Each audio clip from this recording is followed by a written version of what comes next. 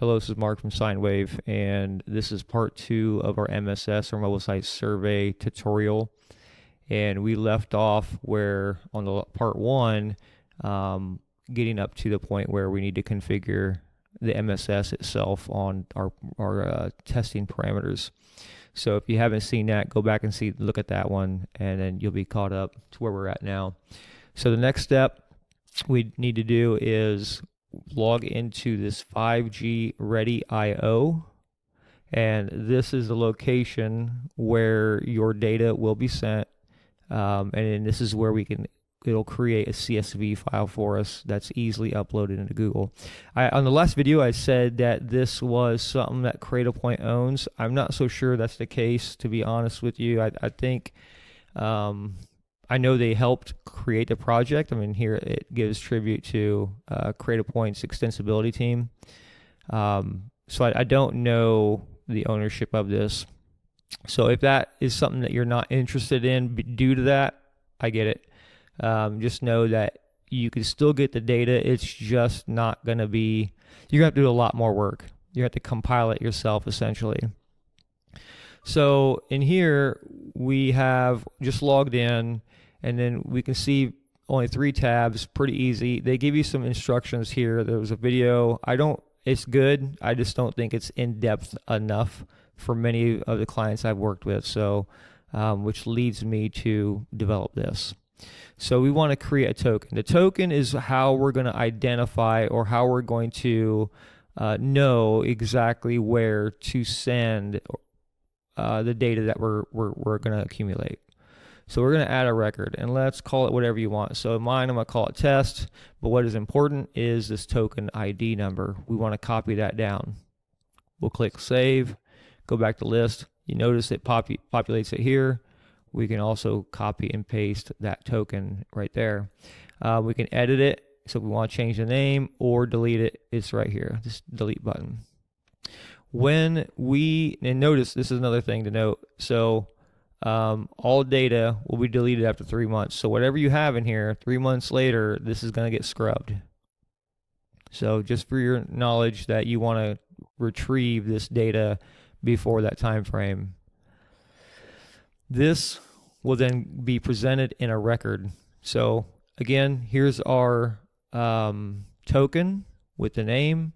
When the data is populated, we will click show records, and you'll see it populated right here.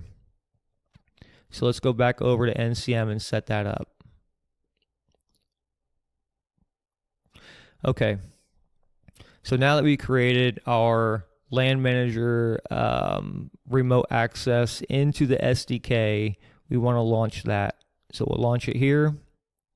And then this will start to make a connection between your computer, where you're doing this at, into that device. And it's a secure TLS tunnel that's built, and it takes a second. And you'll be left on this screen here. And again, if it fails on you, try it again. Sometimes it just depends on, it depends on a lot of factors, but sometimes it'll fail. Just try to reconnect again. Okay, this is what you should be seeing. This is directly from the router at the SDK, and we can see a lot of different things here that would help you or determine how you want to run your test. So right off the start, we can see we can run it in 2 different variations. We can run on distance, or we can run on time. You can actually do both. I just don't see the need in ever doing that, but you can. The distance we want to take note of is in meters, and the time is in seconds. So whichever one you decide to use, just note that's the metric that they're using. How do you determine which one you're going to use? That's really based on preference, and probably the environment in which you're in. Meaning, maybe in the city, I'm going to do it on time or on distance. Why? Because I may sit in traffic lights forever. So I don't need this thing popping off every 60 seconds or every 2 minutes if I haven't moved in 5 minutes. So maybe I'll do it on distance, and maybe I'll set it for every half a mile or quarter mile. Likewise, we could do distance. Maybe we're going on interstates and we know it's open road, so we want to test every 2 miles, every mile, whatever that I don't know if I'd do a mile, but probably every 2 miles. Or if we want to do time, maybe we want to do every 120 seconds, and we're on the freeway. So it doesn't necessarily need to be time, or excuse me, distance on a freeway. You could use time, of course. Just make sure you space these out far enough, because not only or you can do a speed test, which takes a little bit of time, but it's also gathering a lot of other metrics. So you don't want to make the time so short that you don't finish the first speed test before you move on to the second one. So just take note of that. So again, we'll go 120 seconds here. I'm going to hit save, because you've probably seen how it updated and then it went back to its default config before I hit save. So next thing we notice is we have test Ethernet as Wi-Fi and Wi-Fi as WAN. This is where you can test, like it's saying, Ethernet. I see that in Starlink. Not so much. I don't think it's as useful. It will give you those upload and download speed tests on Starlink, so if you want that. I primarily do this with cellular, but it is an option, and so is Wi-Fi as WAN. So run speed test. You can or don't have to. If you don't run a speed test, it's still going to gather all the metrics like location, the 5G, or excuse me, the cellular metrics that are involved in that, and some other details as well. But in this instance, just to show you, I'm going to run speed test as well. Monitor packet loss. I like to see that just to see what the packet loss looks like. And then you can run full interface diagnostics. I typically don't, but you can. Write to CSV, you do want this. I always select write to CSV. It's there by default as well. Then we move down to the very important part here. So if I leave it just like this, and now this is active. Now every 120 seconds, it's going to do a test. Those results will be placed right here. And that's it. So you have to come here to copy those results and then paste them somewhere. What this allows us to do is, if we enable send to server, will send us to that. It'll send this information back to that same website that we set up earlier. The server token is right here, and that's the token that we had copied or had created. I will show you that here again.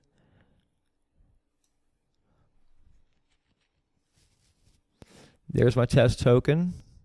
So I'm going to make sure again I copy that, and that's what I'm going to place right there.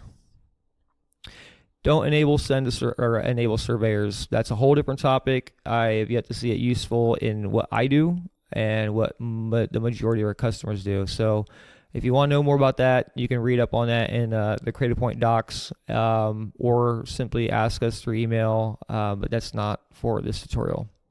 We will click save.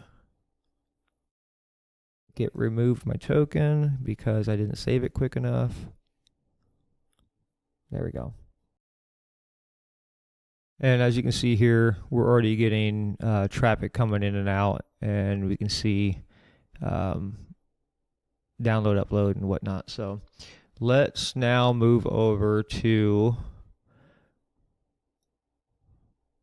Ready 5.0. We can see we have, or 5G, we can see we have the router ID, timestamp, latitude, longitude, the carrier, all these metrics. There's a lot here.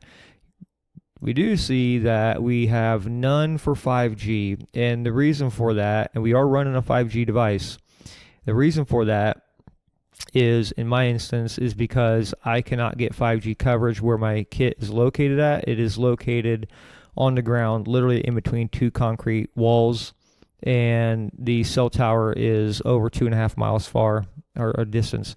So, and this would be populated, obviously, if you had 5G network connectivity, and you see there are numbers populated here on this side. It's RSSI, SINAR, RSRP, and RSRQ, much like here. However, this is the 4G side, so we are getting connectivity through 4G.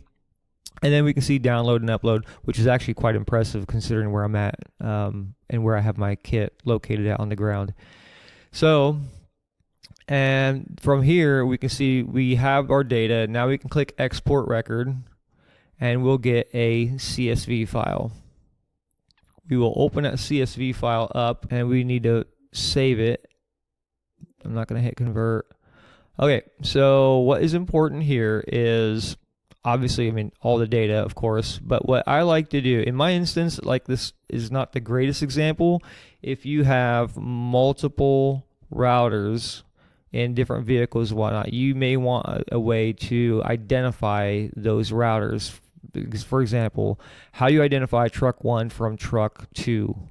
What we could do is we can say, okay, serial number X is in truck 1, so therefore we're going to do a find and replace here in Excel and make sure the serial number gets replaced, and we can do find and replace, and it will do it automatically for us. We just need to do it one time. So that's important if you have thousands of lines. In my instance, we only have a few lines, so it's not a big deal. And from here, we want to make sure we click save, and this is the important part. Save as, and then we will save it as a CSV UTF-8. Now this is for Windows. Mac, it's probably going to be different.